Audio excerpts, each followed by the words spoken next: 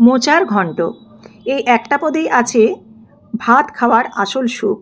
ঘরোয়া স্বাদের এই মোচার ঘণ্ট এমন একটি রেসিপি, একবার খেলে ভোলার উপায় নেই। বাঙালির একটি ঐতিহ্যবাহী রেসিপি। নমস্কার বন্ধুরা, আমি সোমা চলে এসেছি আমার রান্নাঘরে আবারও আপনাদের জন্য আরেকটি রেসিপি নিয়ে। আজকে আমি আপনাদের সাথে শেয়ার করব মোচার ঘণ্ট, তবে একেবারে অন্যরকমভাবে রান্না করব, কারণ প্রচুর আমি মোচার ঘণ্টের রেসিপি আপনাদের আগে দিয়েছি বিভিন্নভাবে, আমিষ থেকে নিরামিষ। তো আজকে কিভাবে করছি চলুন দেখে নিন। আমিষ কি নিরামিষ সেটা আপনারা দেখলেই বুঝতে পারবেন। তো এর জন্য দেখুন একটা মোচা নিয়ে নিয়েছি, আর মোচাটাকে আমি ছাড়িয়ে নেব। আমি ছাড়ানোটা এখানে আর দেখাচ্ছি না, কারণ আগে যে মোচার রেসিপিগুলো আমি দিয়েছি তাতে কিন্তু মোচা কিভাবে ছাড়াতে হয়, কিভাবে কাটতে হয় এবং সেদ্ধ করতে হয় সেটা কিন্তু আগের ভিডিওগুলোতে আপনারা দেখে নিতে পারেন। এবার দেখুন এই যে মোচাটাকে আমি ছাড়িয়ে ছোট ছোট কুচি করে নিয়েছি। এবার এর মধ্যে আমি জল দিয়ে লবণ এবং খুব সামান্য একটু হলুদ দিয়ে দেবো, দিয়ে এবার মোচাটাকে সেদ্ধ করে নেব। মোচাটাকে কিন্তু খুব একটা বেশি সেদ্ধ করব না, জাস্ট একটু ফুটে গেলেই কিন্তু নামিয়ে নেব, অর্থাৎ ভাপিয়ে নেওয়ার মতো। মোচাটা দেখুন এখানে ফুটে গেছে। ফুটে যাওয়ার পর আমি একটা ছাঁকনিতে ছেঁকে নিলাম, যার জলটাকে ফেলে দেব। এবার জলটা ঝরিয়ে নিচ্ছি। এবার এদিকে চলুন আরও বেশ কিছু উপকরণ নিয়ে নিয়েছি। এর মধ্যে নিয়ে নিয়েছি ডুমো করে কেটে রাখা আলু, সঙ্গে আছে বেগুন ডুমো করে কেটে রাখা, একটা টমেটো নিয়েছি, আর আছে এখানে ছোলার ডাল। ছোলার ডালটা কিন্তু ভিজিয়ে রেখেছিলাম সারা রাত, আর এতটা পরিমাণে কিন্তু ছোলার ডালটা লাগবে না। আছে এখানে নারকেল বেশ কিছুটা। নারকেলটাকে আমি গ্রেট করে নেবো, একটু মিক্সিতে দিয়ে হালকাভাবে ঘুরিয়ে নেবো, খুব একটা কিন্তু মিহিভাবে ঘুরাবো না। দেখুন এবার প্রথমে কড়াইয়ে সর্ষের তেল দিয়ে দিচ্ছি, দিয়ে এবার এই যে বেগুনগুলোকে আমি ভেজে তুলে নেব। বেগুনগুলোকে লাল করে ভেজে তুলে নিচ্ছি। হ্যাঁ, ছোলার ডালের ব্যাপারটা বলে রাখি, ছোলার ডালটা কিন্তু সারা রাতেই ভিজিয়ে নেবেন, তাহলে ছোলার ডালটা ভালোভাবে ভিজে গেলে কিন্তু যখন রান্না করবেন তাহলে কিন্তু প্রেসার কুকারে বা আপনাকে কড়াই করে আলাদা করে সেদ্ধ করতে হবে না। আর যদি আপনাদের হাতে টাইম না থাকে 2-3 ঘন্টা ভিজিয়ে নেন, তাহলে সেক্ষেত্রে কিন্তু একটা প্রেসার কুকারে ছিটিয়েও দিয়ে দিতে পারেন বা কড়াইতে একটু সেদ্ধও করে নিতে পারেন। আমি কিন্তু এখানে কোনো রকম সেদ্ধ করব না, কেন কি আমি সারা রাতে ভিজিয়ে রেখেছিলাম ছোলার ডালটা। বেগুনটার মধ্যে কোনো রকম লবণ দিইনি। বেগুনটায় লবণ দিলে কি হতো, বেগুনটা নরম হয়ে খাঁটা হয়ে যেত, সেই জন্য বেগুনটাকে শুধুই আমি তেলে ভেজে তুলে নিলাম। এবার দেখুন এখানে আলুটাকেও আমি ডুমো করে যে কেটে রেখেছিলাম সেটাকেও লবণ দিয়ে ভেজে তুলে নিচ্ছি। আলুটাকে কিন্তু লো ফ্লেমে আমি ভাজবো, যাতে আলুটা এখানে কিন্তু প্রায় 80% মতো সেদ্ধ হয়ে যায়। ভাজাও হয়ে যাবে আবার সেদ্ধও হয়ে যাবে, সেজন্য আমি এখানে 2 থেকে 3 বার এরকম লো ফ্লেমে ঢাকা দিয়ে দিয়েছিলাম। ঢাকা দিয়ে আলুটাকে মোটামুটি আমি প্রায় 80% মতো যখন এরকম কুক হয়ে যাবে, তখন এর মধ্যে সেদ্ধ করে রাখা যে মোচাটা আমি জল ঝরিয়ে রেখেছিলাম সেটা কিন্তু একটু দিয়ে নাড়াচাড়া করে নেব। মোচাটা শেষের দিকে দেবো, আলুটা যখন প্রায় 80% মতো সেদ্ধ এবং ভাজা হয়ে যাবে সেই পর্যায়ে কিন্তু সেদ্ধ করে জল ঝরিয়ে রাখা মোচাটা দিয়ে দিলাম। আর মোচাটা দিয়ে কিন্তু আমি বেশিক্ষণ নাড়াচাড়া করব না, মোটামুটি 1 থেকে 1.5 মিনিটের মতো আমি নাড়াচাড়া করে নিচ্ছি। 1 মিনিটের মতো এখানে নাড়াচাড়া করার পর এবার দেখুন আলু এবং মোচাটাকে নামিয়ে নিলাম। নামিয়ে নেওয়ার পর এবার এখানে আমি কড়াই দিয়ে দেবো আবারও সর্ষের তেল। পুরো রান্নাটাই কিন্তু আমি সর্ষের তেলে করছি। যে কোনো সাবেকি রান্নাগুলো আপনারা যদি সর্ষের তেলে বানান, সর্ষের তেলের কিন্তু স্বাদেই আলাদা।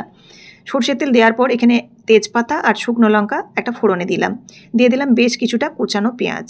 আমি এখানে পেঁয়াজ দিয়ে মোচাটা আজকে রান্না করব। আপনারা চাইলে নিরামিষও বানাতে পারেন, আর যদি নিরামিষ মোচার ঘণ্ট দেখতে চান তাহলে কিন্তু অবশ্যই আমার ইউটিউব চ্যানেল এবং ফেসবুকেও আছে, আপনারা অবশ্যই চাইলে দেখে নিতে পারেন। ফেসবুকে বায়োতে আমার লিঙ্ক দেওয়া আছে ইউটিউব চ্যানেলের, আপনারা অবশ্যই চাইলে কিন্তু সেখান থেকে দেখে নিতে পারেন। মোচার আমি 10 থেকে 15 রকমের রেসিপি আপনাদের সাথে শেয়ার করছি, সেটা আমিষ থেকে নিরামিষ পর্যন্ত। তো দেখুন এখানে আমি পেঁয়াজটা ভাজতে দিয়েছি, আর এদিকে টমেটো কাঁচা লঙ্কাটা কেটে নিলাম। পেঁয়াজটাকে কিন্তু হালকা নরম হয়ে যাওয়া পর্যন্ত আমি অপেক্ষা করব। কাঁচা লঙ্কা এবং টমেটোটাকে আমি ছোট ছোট টুকরো করে কেটে নিলাম। আর এদিকে দেখুন পেঁয়াজটা হালকা কিন্তু নরম হয়ে গেছে। আর এই পর্যায়ে দেখুন আমি গ্রেট করা নারকেলটা দিয়ে দিলাম। নারকেলটা কিন্তু গ্রেট করা দিয়েছি, এখানে মিক্সিতে জাস্ট 1 বার বা 2 বারের মতো ঘুরিয়ে নিয়েছি, খুব একটা কিন্তু মিহি করে এখানে পেস্ট বানাইনি। এবারে পেঁয়াজের সাথে এই নারকেলটাকে একটু কিন্তু ভেজে নিতে হবে, নারকেলের কাঁচা ভাবটা কাটানোর জন্য। এবার পেঁয়াজ এবং নারকেলটা দেখুন পুরোপুরি কিন্তু ভাজা হয়ে গেছে। এই অবস্থায় এবার আমি কিছু মশলা অ্যাড করব। তো এর মধ্যে আমি প্রথমে আগে ছোলাটা দিয়ে দিই। ছোলাটা যে সারা রাত ভিজিয়ে রেখেছিলাম সেই ছোলাটা কিন্তু এখানে 1 মুঠো দিলাম। খুব একটা বেশি ছোলার ডাল এখানে দিতে যাবেন না, তাহলে কিন্তু মোচার ডাল হয়ে যাবে, মোচার ঘণ্ট হবে না। তাই অবশ্যই খেয়াল রাখবেন ছোলাটা কিন্তু খুব একটা বেশি পরিমাণে দেওয়া চলবে না। ছোলার ডালটা দিয়ে দেওয়ার পর আমি দিয়ে দিচ্ছি এখানে পরিমাণ মতো লবণ। এই যে ছোলার ডালটা আমি কষার সময় দিয়ে দিলাম আর সারা রাত ভিজিয়ে রেখেছিলাম, এতে কিন্তু ছোলার ডালটা খুব সুন্দর সেদ্ধ হয়ে যাবে, ঘাটাও হবে না, অথচ গোটা গোটা থাকবে। লবণটা দেওয়ার পর এখানে কালারের জন্য আমি কাশ্মীরি লঙ্কার গুঁড়ো ঝালের জন্য যে নর্মাল লঙ্কার গুঁড়ো হয়, সে ঝালের জন্য লঙ্কার গুঁড়ো খুব সামান্য, চাইলে আপনারা কাঁচা লঙ্কা ব্যবহার করতে পারেন। আর এখানে আমি দিয়ে দিচ্ছি কালারের জন্য হলুদ গুঁড়ো, দিয়ে একটু নাড়াচাড়া করে নিলাম এই তেলটার মধ্যে, তাহলে কিন্তু কালারটা শেষের দিকে দুর্দান্ত আসবে। এবার দেখুন রসুন বাটাটা দিয়ে খুব সামান্য জল দিয়ে দিলাম যাতে মশলাটা পুড়ে না যায়। আর এই যে কিউব করে রাখা আদা আমি দিয়ে দিলাম। এই আদা সংরক্ষণ আমি করে রেখেছি। এই আদা বাটা কিন্তু যদি আপনারা সংরক্ষণ করে রাখেন তাহলে কিন্তু একদম ফ্রেশ থাকে প্রায় 1 মাস পর্যন্ত। 1 মাস পর্যন্ত কিন্তু একেবারে ফ্রেশ থাকবে। তো এই রেসিপিও আপনাদের সাথে শর্ট হিসাবে আমি শেয়ার করেছি, আপনারা চাইলে দেখে নিতে পারেন। একটা মাত্র এখানে কিউব আদার ব্যবহার করলাম।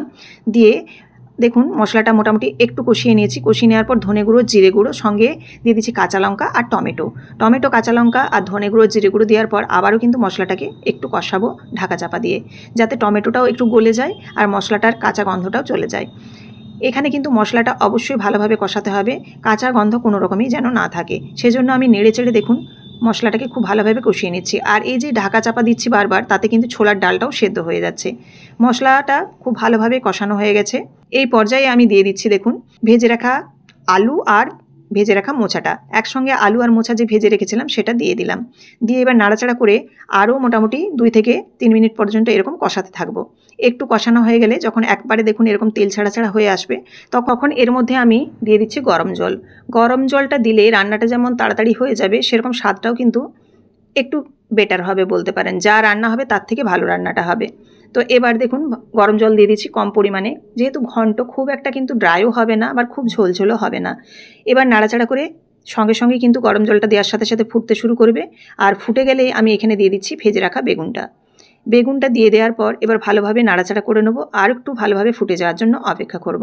এখানে আমি পরিমাণ মতো লবণ এবং চিনিটা অ্যাড করেছি, সেটা আপনাদের কোনো কারণে স্কিপ করে গেছি। আপনারা এই পর্যায়ে লবণটা চেক করে নেবেন আর অবশ্যই একটু চিনি দেবেন। খুব সামান্য একটু হাফ চামচের মতো চিনি দিলে কিন্তু টেস্টটা অনেক বেশি বেটার হবে। আর দেখলেন আমি এখানে গরম মশলা ব্যবহার করছি। গরম মশলাটা কিন্তু খুবই অল্প ব্যবহার করবেন, যাতে মোচা আলুর গন্ধটা যেন সুন্দর থাকে। কারণ অতিরিক্ত যদি গরম মশলা দেন তাহলে কিন্তু গরম মশলারই গন্ধ পাবেন, এই যে তরকারির একটা স্বাদ সেটা পাবেন না। তাই খুব 1 চিমটির মতো গরম মশলা এখানে দেবেন। দেওয়ার পর দেখুন নাড়াচাড়া করে ফুটিয়ে নিয়েছি। ফুটিয়ে নিয়ে এবার আমি একটা সার্ভিং বোলের মধ্যে রেডি করে নিচ্ছি। চাইলে আপনারা ঘিও অ্যাড করতে পারেন। আমি এখানে যেহেতু পেঁয়াজ দিয়ে রান্নাটা করেছি সেই জন্য শেষের দিকে আর ঘি অ্যাড করিনি। আপনারা যদি নিরামিষ রান্নাটা করেন সেক্ষেত্রে পেঁয়াজ এবং রসুনটা স্কিপ করে যাবেন আর এখানে ঘি লাস্টের দিকে একটু অ্যাড করতে পারেন। দেখুন একদম রেডি হয়ে গেছে মোচার ঘন্ট ছোলার ডাল দিয়ে। অপূর্ব খেতে হয়, একবার হলো এই প্রসেসে বানিয়ে দেখবেন। যদিও আমি মোচার অলরেডি 10-12টা রেসিপি দিয়েছি, এই রেসিপিটাও কিন্তু দুর্দান্ত খেতে হয়। রেসিপিটি যদি ভালো হয় তাহলে অবশ্যই লাইক, কমেন্ট এবং শেয়ার করতে ভুলবেন না। ফেসবুক থেকে দেখে থাকলে অবশ্যই পেজটিকে ফলো করে দেওয়ার অনুরোধ রইল। আর ইউটিউব থেকে দেখলে অবশ্যই চ্যানেলটিকে সাবস্ক্রাইব করে বেল বাটনটি প্রেস করে দেবেন। আবারও দেখা হচ্ছে নতুন কোনো একটি রেসিপির সাথে। সবাই ভালো থাকবেন, ধন্যবাদ।